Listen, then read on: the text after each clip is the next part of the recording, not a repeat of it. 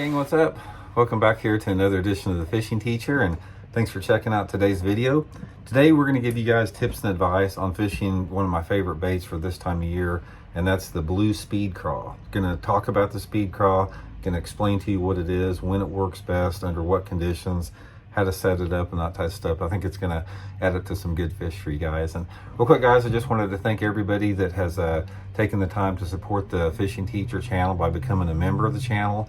If you guys are interested in that, you can just on my homepage of the Fishing Teacher, there's a little thing that says join, a button. You can push that for the info, and the channel members get access to my personal email address for all your fishing questions. And also for the, I'll put my email address in the link of this description for all the members out there. So please feel free to shoot me your questions. Much appreciated.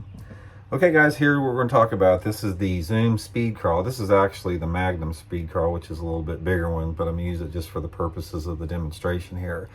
Now, if you guys aren't familiar with the Speed Craw or lures like this is a crawdad imitating creature bait.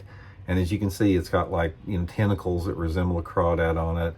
And it's got the flapping legs here that resemble, the pinchers on a crawdad. So it's designed to imitate a crawdad to some form. Now, a lot of things in bass fishing, guys, we try to maybe imitate certain lures, but to a bass, that's not what's important. It's like the realism of a lure is not as important as things like the vibration and the profile, the colors, that type of stuff. That's what draws strikes. It's not necessarily the realism, because you can take like a realistic looking shad or crawdad or something like that, and it may or may not catch more fish than something that resembles a crawdad like this but doesn't look exactly like it.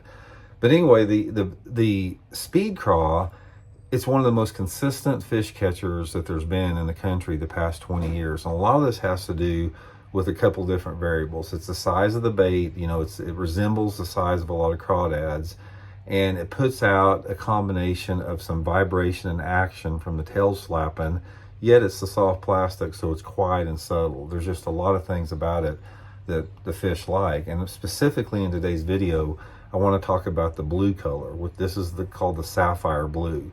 Now, blue it's a lot of people, if you're not familiar with bass fishing, let me explain a little bit.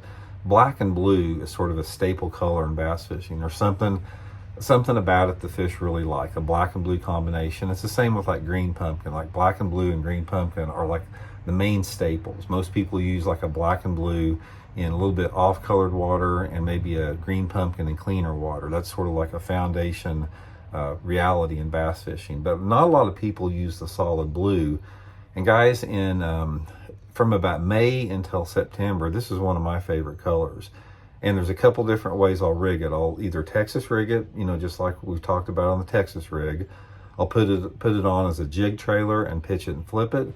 I'll put it on a swim jig trailer and swim it through the water where the tails flap like that. And sometimes I'll throw it on a Carolina rig. It works really good. But one of the things specifically, I want to talk about the specific situations that the blue color works better than anything else. It all has to do with water clarity. And here on the Fishing Teacher, you hear me talk a lot about water clarity and water temperature. Not so much water temperature on this color, but the water visibility. For lure colors, for the most part, guys, there are windows of water clarity where certain colors will simply outproduce other colors. Now, for the blue color, or the sapphire blue, that particular window is about like 15 inches to maybe 2 feet, something like that, 15 to 24 inches. Now, I'm not saying you can't catch them on it in 12 inches of visibility or 18 inches of visibility, but the maximum situation that you're going to catch them in like that is during that range there. So that's the first part that you have to look at. And when you're determining color, that's how you should always pick your colors, is by the water clarity. Now, some people will say, well, Randy, how do you measure water clarity? I get that question a lot. The best way to do it, guys, is take, like if you had this tied on, if you had the Speed Craw, the blue one tied on, just reel it up to the end of your rod, simply poke your rod in the water and see how far down you can see the bait, and then pull it out and then get a measurement off the length of your rod. That gives you a pretty accurate estimate with that. So like I said, when you run into those water clarities like I was talking about there, you know, sort of that 15 to 24 inches, you know, get you some of the blue sapphires. They're going to be a highly productive at. Now, as far as the exact presentation that I've done better on the blue than anything else is on a swim jig. Now, swim jig, guys, for the most part, it's a jig like this that has a conical head on it. It doesn't have like a round type flipping head, and this conical head, this is that Megabass Ouzo swimmer.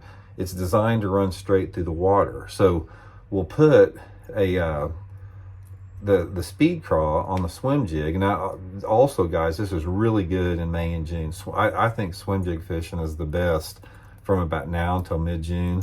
But you'll put it on like this, and you just throw it out around any shallow targets. You know, it could be a rocky bank, a dock, a lay down, and you just throw it out and just keep your rod tip high and reel it just a few inches underneath the surface where you can actually see the bait going through the water. And the tails on the Speed Craw will be flapping. Now, I don't use a white.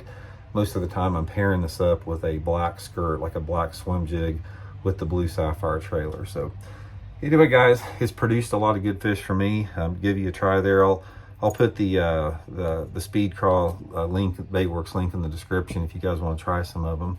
And I think it's going to be some good fishing for you. We'll talk later. See you.